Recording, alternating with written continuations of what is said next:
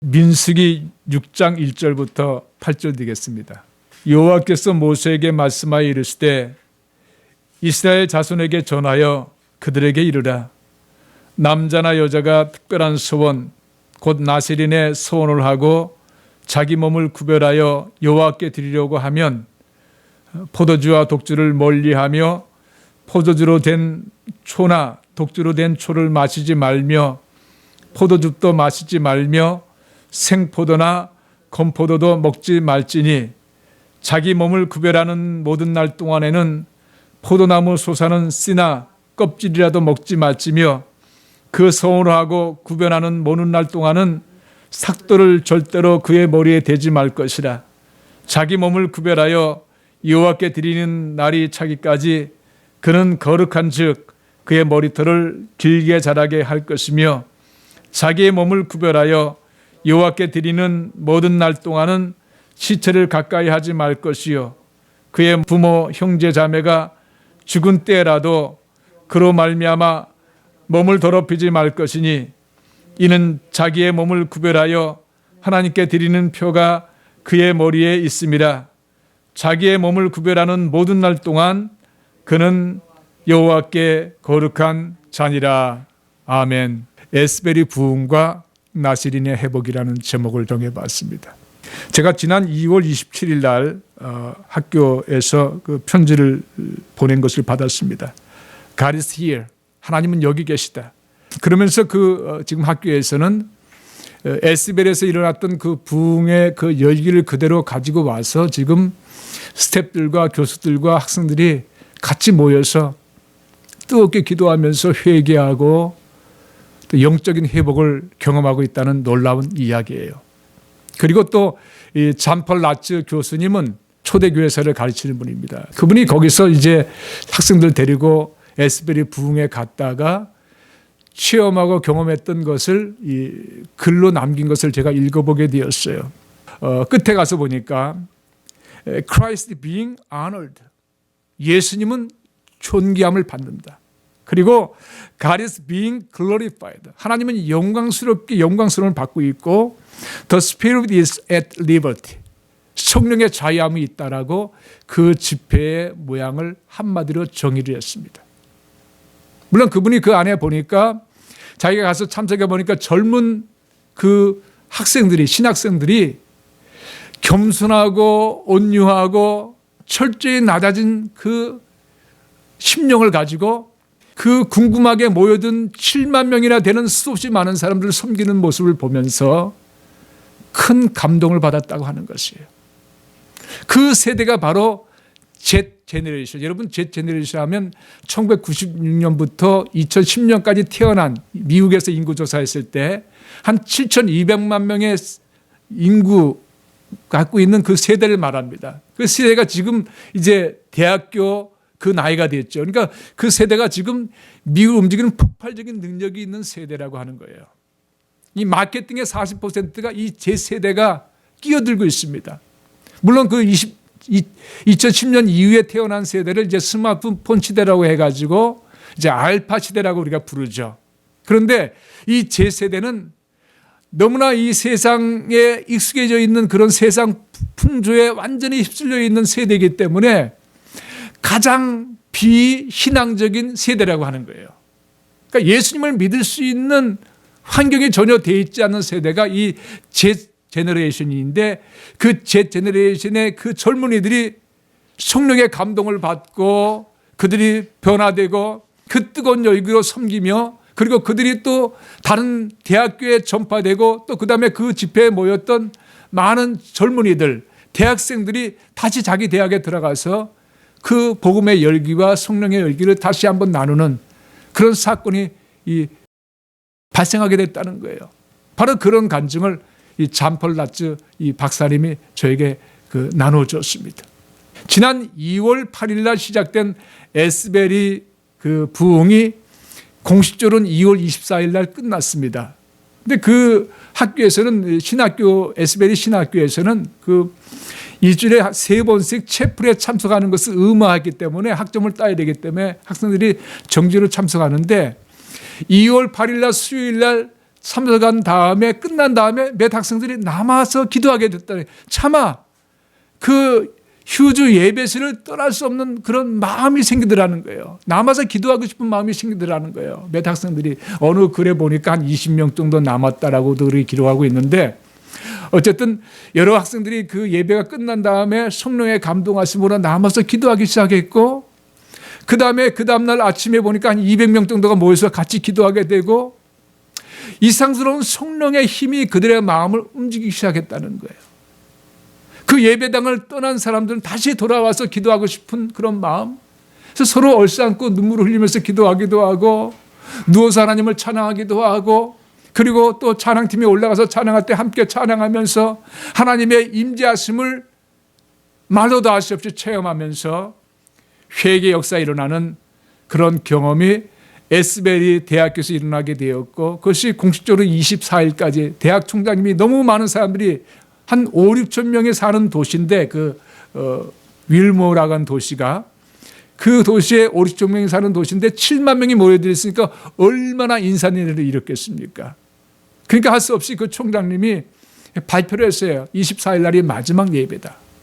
그리고 여러분들이 캐리어가 되어서 이 성령의 임재함을 캐리어 전달하는 자가 되어서 여러분이 가는 곳에서 그 일을 계속해 주길 바란다는 그 부탁하면서 공식적인 그런 모임을 끝내게 했어요. 아마 공식적인 모임을 끝내지 않았다면 그 성령의 열기는 계속해서 크게 더 타올랐다고 해도 저는 봅니다. 그러나 어쨌든 성령께서 역사하신 그 기간 동안에 많은 변화가 일어났고 그때 집회에 참석했던 많은 그 대학생들이 자기 대학에 돌아가서 지금 캠퍼스마다 기도의 불이 붙고 있다는 것, 회개 운동이 일어나고 있다는 것, 저는 얼마나 마음에 감동이 되는지 몰라요. 여러분 우리가 이 땅의 신앙인으로 살아가면서 정말 잃어버린 것 중 한 가지 뭡니까? 회개예요. 회개. 마음의 회개를 잃어버렸어요. 너무나 강팍해져서 내가 남을 미워한 것을 모르고 있는 거예요. 당연한 걸로 생각하는 거예요. 그 미움이 얼마나 큰 죄인지 모르고 회개를 못하는 것입니다. 남을 정죄하고 비판하고 그리고 하나님 말씀대로 살지 못했던 어리석은 모습을 당연한 것으로 여기면서 살았던 그 모습을 회개하지 못하는 것. 예수님을 믿는다고 하면서도 예수님을 잘 따라가지 못하는 그런 어리석은 나약한 모습 속에 있는 나 자신을 발견하지 못하고 회개하지 못하는 그런 것들이 오늘 우리가 가지고 있는 가장 큰 문제라고 생각을 합니다. 그런데 이 에스베리 대학교에서 제너레이션 그 학생들이 그와 같은 불길 같은 역사를 체험했다고 하는 것은 하나님께서 이 세대에 주시는 큰 소망이라고 저는 생각이 들어서 너무나 감동이 되는 것이에요. 여러분 역사적으로 보면 그 기독교 내 교회사에 대부흥이 일어났던 때는 항상 이 세상적인 큰 고통과 고난의 회오리바람이 있은 다음에 반드시 부흥을 주셨어요.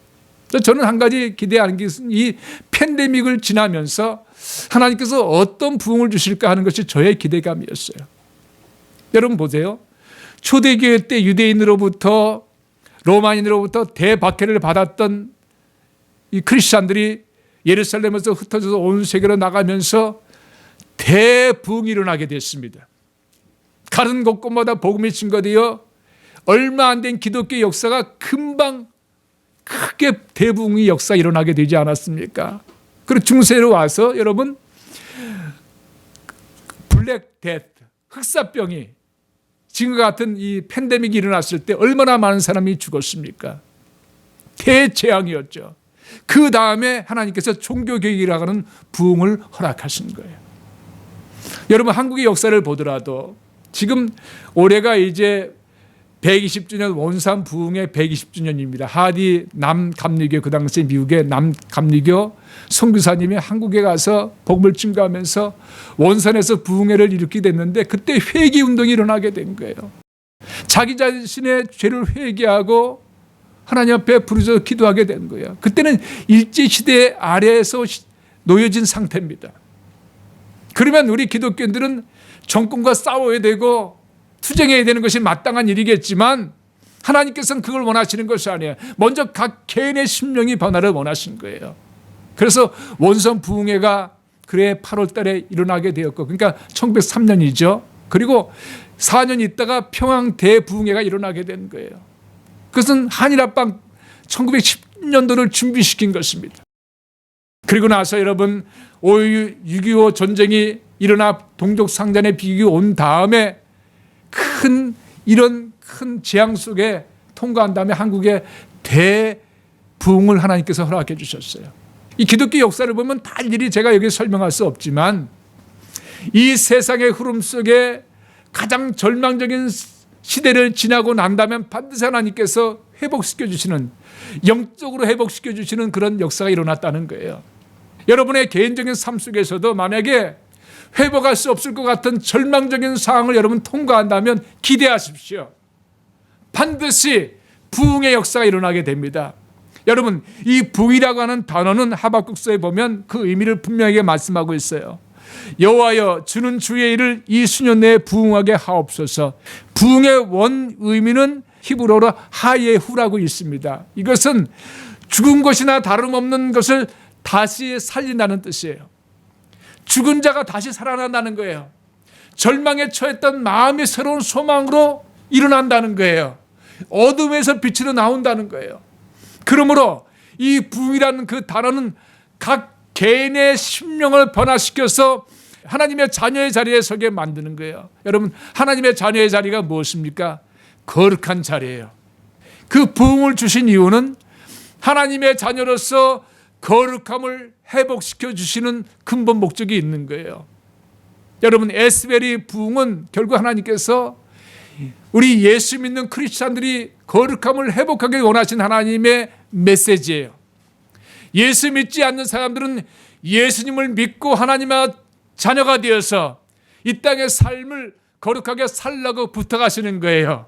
그러므로 이 에스베리 부흥과 역사적으로 일어나는 부흥의 하나님의 목적은 하나님의 백성들이 되어서 거룩함을 회복하여 이 땅의 삶을 하나님의 자녀답게 살아가는 것입니다. 오늘 이 본문을 보시면 여러분 그 의미를 더 알게 될 것이에요. 오늘 본문에 보시면 이 나실인 제도를 하나님께서 만드셨습니다. 여기 민수기 책이라고 하는 것은 이 가나안 땅에 들어가기 전에 광야 땅에서의 기록입니다. 이 광야 땅에 처음 도착해서 인구조사를 하게 됐습니다. 그리고 또 가나안 땅에 40년 후에 들어가기 전에 인구조사를 하게 됐는데 바로 이 두 번의 인구조사를 기록한 것이 바로 민수기예요. 근데 이 민수기에 6장에 가서 보니까 나실인 제도를 특이하게 만드신 거예요. 원래 이스라엘 이 전통에 따르면 남자만 더 계수합니다. 아까 여러분 인구조사할 때도 여자들은 계수를 안 했어요. 20세 이상의 전쟁에 나갈 사람만 계수했는데 1차에 보니까 60만 명이 조금 넘습니다. 2차에도 60만 명이 조금 넘어요. 근데 한 1,800명이 줄어들었어요. 60만 명 정도의 그런 그 인구조사를 하겠는데 다 20세 이상의 남자들. 여자는 계수하지 않았습니다. 그런데 나실인 제도를 말씀하실 때는 여자까지 포함시켰어요. 여러분, 이 나실인 제도는 그 당시에 이스라엘 백성들에게만 해당되는 법이 아니고 오늘 하나님의 백성이 될 예수 그리스도를 믿는 크리스찬들에 대한 말씀이에요. 구약의 약속의 말씀들은 다 신약에 적용될 말씀은 미리 다 예언하시고 기록하게 하신 거예요. 그러므로 이 나실인 제도는 오늘 크리스찬은 우리에게 다시 확인시켜주는 그런 제도예요. 여기 나실이라는 것은 영어로 나자라이트라고 써 있지 않습니까? 그 뜻은 세상과 구별된 자, 하나님께 온전히 드려진다는 뜻이에요. 한마디로 정의하면 세상으로부터 구별되어 하나님께 바쳐진 사람. 한마디로 또 줄이면 하나님의 자녀가 되어서 거룩한 삶을 사는 자녀라고 하는 뜻이에요. 오늘날 예수 믿고 하나님의 자녀가 된 자녀들에게 주시는 말씀이에요. 하나님은 거룩한 분이기 때문에 자녀들의 삶이 거룩하기를 너무나 소망하십니다. 저도 똑같은 심정이에요. 우리 아이들이 뭐 세상에 성공하고 뭐 이름을 날리고 저는 그것에 먼저 관심을 두지 않습니다. 여러분, 그 명예와 물질이 그들을 망치는 일이라면 저는 하나님께 간절히 반대할 것입니다. 하나님, 물질과 명예를 차라리 주지 마옵소서. 저는 분명히 기도할 것입니다. 그것은 당연히 따라와야 될 일들이겠지만 가장 중요한 것은 우리 자녀들이 하나님 앞에 참된 크리스천으로 살아가는 것이에요. 주일날 예배 잘 참석하고 말씀대로 잘 순종해 살아가는 그 모습을 보는 것이 저의 가장 큰 소망이고 기쁨입니다. 제가 우리 성도님들의 갖는 마음도 똑같은 거예요. 여러분들이 세상에서 잘 살고 명예 얻는 것 불쑥 필요한 일들이지만 가장 먼저 중요한 것은 하나님과 관계 속에서 하나님 앞에 거룩한 자녀로서 살아가는 것, 그런 것 모습을 볼 때 그보다 더 기쁨이 없어요. 그럴 때 여러분 세상의 풍랑이 다가오도 이길 힘이 있지 않습니까?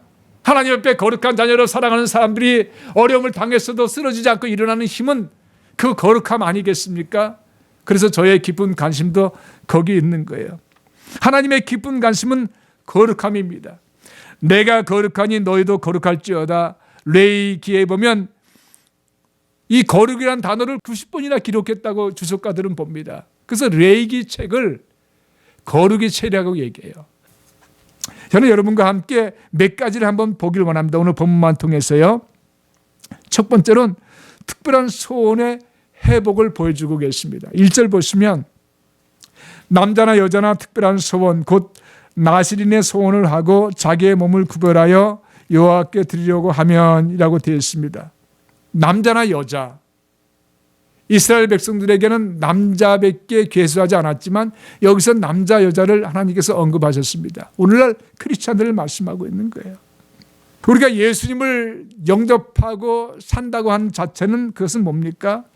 그것은 우리 하나님 앞에 자녀가 되겠다고 하는 그런 소원이에요. 특별한 소원이에요. 여러분, 예수님을 믿는 것은 특별한 하나님의 은혜입니다. 예수님을 믿고 하나님의 자녀가 되는 것은 이루 말할 수 없는 특별한 관계성을 갖는 것이에요. 그래서 우리가 이 나신일을 회복한다고 하는 것은 특별한 소원에 하나님과의 관계성을 소원하는 예수 믿는 그런 특별한 소원이라는 것을 여러분 꼭 명심하시기 바랍니다. 이 소원을 세례라는 것으로서 또한 우리가 증명합니다. 세례라고 하는 것은 뭔가요? 이 공중 앞에서 나는 예수 믿는다 하는 것을 공표하는 거예요. 이 일이 여러분 공산주의 국가나 이슬람 국가에서는 쉽지가 않아요. 목숨을 내놓고 행하는 거예요. 우리는 자유민주국가에서 살기 때문에 우리는 자유스럽게 예수 믿었고 우리가 세례를 받았지만 그러나 공산주의 국가나 이슬람 국가에서는 그것은 정말 생명을 내놓는 어려운 일이에요. 그만큼 예수 믿고 특별한 그런 소원을 하는 이런 관계는 너무나 귀한 나신인의 그런 제도에서 볼 수 있는 오늘 우리에게 주시는 예수 믿는 그런 소원인 것을 우리가 볼 수가 있습니다. 그리고 두 번째는 하나님 우선권을 회복하는 거예요. 이 나신인의 회복이라고 하는 것은 여러분 하나님에 대한 우선권이에요. 3, 4절 보시면 포도주와 독주를 멀리하라고 쭉 기록되어 있습니다. 아까 같이 읽었기 때문에 그냥 이것은 쭉 여러분 밑에 보시면서 거기 보시면 이상스럽게도 이 모든 날 동안에는 포도나무 솟아는 씨나 껍질이나 먹지 말지라 또 그 다음에 생포도나 건포도 먹지 말라 그렇게 부탁합니다. 아니 이 포도주와 독주를 멀리하는 것은 이해가 가는데 어떻게 생포도나 건포도도 먹지 말고 또 포도나무 솟아는 씨나 껍질이라도 먹지 말라 그렇게 부탁하실까? 여러분 굉장히 중요한 의미가 있습니다. 우리가 예수 믿고 이 땅을 우리가 살아갈 때요. 죄의 가능성이 될 만한 가장 작은 것이라도 멀리하라는 우리 하나님의 경고 말씀이에요. 여러분 죄라고 하는 것은 작은 것에 설마 이것쯤이야 하다가 큰 죄로 범하게 되는 과정을 겪게 되는 거예요.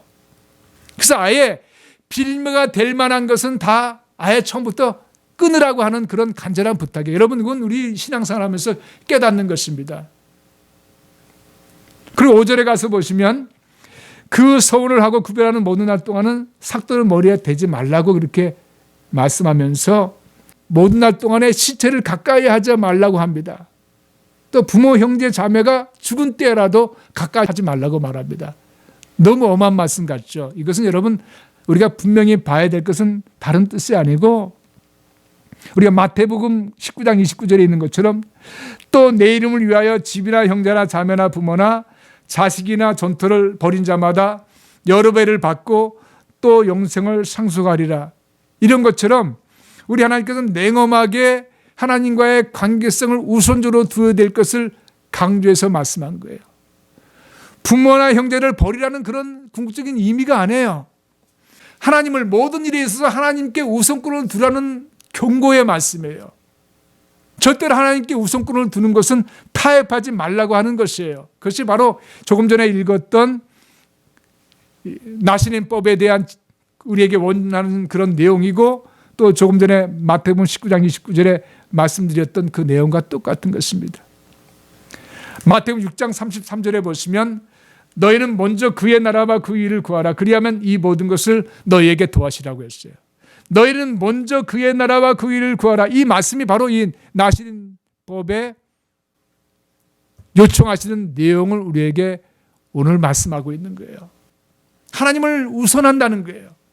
여러분, 우리의 삶 속에 보면 하나님을 우선하지 않고 내 생각과 계획과 뜻과 방법을 우선할 때가 너무나 많이 있습니다. 그런 경우는 어떤 경우입니까? 내가 생각했던 방법이 아니면 용납을 못합니다. 내가 추진했던 그 길이 아니면 포기하지 않습니다. 하나님의 뜻이 이런 것이라면 우리가 그걸 하나님을 따라야 될 텐데, 하나님 뜻을 제껴버리고 나의 뜻을 따를 때가 얼마나 많은지 몰라요. 성경이 이렇다 하나님의 뜻대로 살지 아니하고 내 고집대로 살 때가 많다는 거예요. 그런 의미에서 우리 크리스찬들은 오늘 조금 전에 보았던 말씀처럼 하나님 우선권, 부모나 형제나 자매보다도 하나님께 먼저 우선권을 두고 살아가는 그 방법, 그럴 때 하나님께서는 사랑의 아버지시기 때문에 여러분, 우리에게 상처받는 일을 하지 않습니다. 원한 맺힌 일 몇 개 하지 않습니다. 먼저 그의 나라와 그 일을 구하면 모든 것을 너에게 더하시라는 약속의 말씀처럼 그 다음 단계로 다 모든 것을 이루어 주시고 역사하시는 거예요. 세겜에 도착한 여호수아가 이제 가나안 땅에 막 들어가기 전에 여호수아서 24장 15절에 이렇게 외쳤습니다. 만일 여호와를 섬기는 것이 좋지 않게 보이거든 너희 조상들이 강 저쪽에서 섬기던 신들이든지 또는 너희가 거주하는 땅에 있는 아모리 족속의 신들이든지 너희가 섬길 자를 오늘 택하라. 오늘 나와 내 집은 여호와를 섬기겠노라. 사람은 둘 중에 하나입니다. 우상을 숭배하든지 하나님을 숭배하든지. 그런 모습 속에 우리는 살아가는 거예요. 하나님을 떠나 있으면 세상을 우상 숭배하며 살아가는 거예요. 그래서 이 여호수아는 약속의 땅에 들어가기 바로 전에 백성들로 하여금 너희는 우상을 선택할 것인가? 오직 하나님을 선택할 것인가? 너희가 마음대로 결정하라. 그러나 나와 내 집은 오직 하나님만 선택하겠다라고 하는 것으로 그들이 선포했을 때 백성들은 어떻게 했나요? 다 하나님을 선택하겠다고 약속하면서 가나안 땅에 들어가게 됩니다. 하나님 우선권. 여러분, 모든 삶에 있어서 우리가 거룩한 삶을 사는 이 회복의 모습은 하나님 우선을 두는 거예요. 주님이 먼저 앞서가게 하셔야 돼요. 주님의 뜻이라면 내 뜻을 꺾고 순종하는 그런 사례에 서야 돼요. 자, 세 번째 마지막으로는 거룩한 삶의 회복이 바로 이 나시린의 회복이라는 거예요. 우리 크리스천의 궁극적인 삶의 태도는 거룩한 삶의 회복입니다. 8절에 보시면 오늘 본문에 자기의 몸을 구별하는 모든 날 동안 그는 여호와께 거룩한 자니라. 여기서 나시린들은 여러분, 이 하나님께 서원한 기간 동안 1년, 2년 정할 수도 있고 평생을 나시린으로 살겠다고 서원할 수도 있어요. 근데 우리 예수 믿는 사람들은 어떤 날 동안 정해진 것이 아니고 우리는 이 땅에 삶을 마치고 떠나는 평생 동안 간직하는 나시린의 소원을 우리가 우리 주님 믿으면서 우리가 소원한 것이에요. 그러면 우리는 평생을 거룩하게 살아야 될 그런 책임이 있어요. 여러분, 그리스도라고 하는 그 의미는, 예수님 이름의 그리스도라고 하는 의미는 기름, the anointed, 기름 부은 자라는 뜻입니다. 그래서 여기서 기름이라고 하는 뜻은요, 여러분, 물과 기름이 섞일 수 없습니다. 절대 안 섞입니다. 물과 기름이 구별됩니다. 여러분, 세인트, 성도라고 하는 뜻이 뭔가요? 그것이 바로 거룩한 자라는 뜻인데, 그것은 기름 부은 바른 자라는 뜻을 갖고 있어요. 그러니까 예수님과 똑같이 성도라고 하는 의미는 구별된 자예요. 거룩한 삶을 살아야 되는 자예요. 그렇기 때문에 여러분들, 우리가 하나님이 거룩하시니 우리가 거룩해야 된다고 하는 그 기본 신앙의 약속, 결단, 서원, 그것을 우리가 마음속에 늘 간직해야 됩니다. 여러분, 날마다의 삶 속에 얼마나 우리에게 유혹이 많은지 몰라요. 이 세대는 유혹이 너무나 많습니다. 죄에 빠져서 살아갈 수밖에 없는 그런 세대예요. 많은 논리와 학술과 가르침에 우리가 쉽게 동화될 수밖에 없는 그런 세대에 살고 있어요. 얼마나 잘못된 가르침이 많이 있습니까? 얼마나 편벽된 그런 논리성이 많이 있습니까? 하나님 말씀이 오히려 우습게 여겨지는 그런 세대에 살고 있어요. 그러니까 말씀이 이렇다라고 얘기 나눌 때 많은 사람들로부터 어리석게 비판받는 그런 세대가 지금 우리의 세대예요. 그래서 신앙생활 하기가 너무나 힘든 세대입니다. 그런데 우리 주님께서 원하시는 건 뭔가요? 하나님 말씀대로 이 세상과 구별되어 거룩하게 사는 것입니다. 여러분, 하나님의 거룩한 자가 되었을 때 몇 가지 중대한 은혜를 받게 됩니다. 그것은 하나님과의 막힘없는 관계를 갖게 된다는 거예요. 막힘이 없어요. 나의 생각이 기도가 되고 나의 뜻이 하나님의 뜻이 되고 서로 교제가 이루어지는, 그래서 우리의 삶 속에 늘 하나님의 평강과 은혜가 넘치는 삶을 살게 되는 것이 거룩한 자가 받는 특별한 은혜예요. 또 이 땅의 삶을 천국처럼 살아갈 수가 있습니다. 우리가 예수 믿는 순간 우리 이미 천국에 들어가는 자격을 얻었지만 이 땅의 죄악 많은 이 육신의 삶 속에서도 잠재의 삶 속에서 우리는 천국을 누릴 수 있는 그런 삶을 누리는 역사를 체험하게 된다는 거예요. 그리고 세상에 대해서도 담대함을 가질 수가 있습니다. 제 간증으로 말씀을 마치겠습니다. 제가 뉴저지에서 옛사랑교회를 개척해서 벌써 20년이 넘었죠. 개척해서 시작했는데 하나님의 은혜를 주셔서 교회가 부흥되기 시작했어요. 그때 당시 PhD를 공부하고 있었기 때문에 이걸 마치기 전에 먼저 교회부터 부흥시키고 나서 1년 있다가 들어가서 내가 이걸 마쳐야 되겠다는 그런 결심을 하게 됐어요. 그래서 그 교회를 이제 열심히 부흥시키려고 이제 학교를 리브 오브 에브센스를 제가 내고 학교를 이제 장치시키게 됐어요. 그리고 목회에 전념하게 됐습니다. 그런데 이상스러운 일들이 일어나기 시작한 거예요. 그 중에 한 가지가 우리 성도님 중에 한국에 방학 때나 젊은인데 한국의 젊은 중에 한 이가 한국에 나갔다가 그만 어느 교회 집회에 참석했다가 귀신 들어가지고 들어오게 됐어요. 그래가지고 귀신을 쫓는 기도를 그냥 하면서 금요 예배 때마다 기도하고 막 난리가 났는데 귀신이 장난이 엄청나게 큰 거예요. 제가 지금 자세한 말씀은 드리지 못합니다. 근데 제가 그때 거의 교회에 나가서 살았어요. 주님 앞에 부르짖고 기도하면서 하나님 이 문제 해결해 달라고. 그러면서 그렇게 기도했는데 가장 어려웠던 것은 가정의 어려움이 있습니다. 가정에 불화가 생기기 시작하는 거예요. 논쟁이 생기기 시작하는 거예요. 싸움이 생기기 시작하는 거예요. 그 영적 싸움 때문에 참 어려웠어요. 그때 제가 하나님 앞에 기도하면서 깨달은 것이 있습니다. 교회의 부흥도 중요하고 다른 어떤 성공적인 모습도 중요하지만 내가 지금까지 목회했던 그 모습의 속에서 나의 부족함, 뭔가 미싱된 것, 뭔가 채워지지 않았던 중대한 부분을 발견하게 됐는데 그건 하나님과의 거룩함의 관계였어요. 그걸 저는 가꾸지 못했습니다. 저는 교인들에게 금요일 날은 1시간 이상 기도시킨 것을 자랑으로 생각했어요.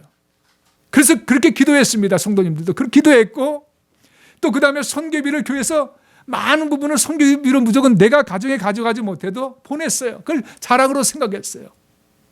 그런데 그런 자랑들이 다 사라져버리고 그 어려움에 직면했을 때 하나님 앞에 엎드려 기도할 때 깨달은 것은 바로 나와 하나님과의 깊은 영적인 관계를 갖지 못했다는 거예요. 외적으로는 보기 좋은 선교에 다른 사람에게 보이는 그런 쇼업적인 모습을 많이 보였고, 기도가 우상숭배가 되어서 기도의 중심에 있는 하나님과의 관계성보다는 외적인 시간, 크게 기도하는 것, 이런 것에 너무 많이 관심을 기울이고 그렇게 훈련시켰다는 것. 그것이 얼마나 무의미한 하나님과의 관계인 것을 제가 깨닫게 되면서, 물론 기도해야죠. 선교해야죠. 당연한 일입니다. 그런데 근본적으로 가져야 될 것을 잊어버렸다는 것을 제가 발견하게 되고, 나중에 논문 쓸 때 성화라는 단어, sanctification, 그것은 holiness라고 통하는 거예요. 거룩함이에요. sanctification의 근본은 거룩함입니다. 하나님과의 나와의 깊은 관계, 그분과의 교제, 내 집의 뒷뜰에 울창하게 여러분 먹을 양식들을 이렇게 가꾸는 것처럼 뒷뜰에 갔을 때 주님과의 깊은 풍성한 영적인 거룩한 관계를 저는 가꾸지 못했다는 거예요. 뒷뜰에 나가보니까 아무것도 없는 허벌판이에요. 그러니까 어려움을 당했을 때 이겨낼 수 있는 힘이 없다는 것이죠. 저는 그것을 발견하게 되고, 온전 성화, 거룩성이 얼마나 중요한 것인가를 저희 신앙생활에 지금도 깊이 깨닫고 있습니다. 여러분, 이 거룩한 하나님의 자녀와의 관계는 너무나 중요한 것입니다. 거대한 태풍이 불어왔을 때 그것이 문제인가요? 아니에요.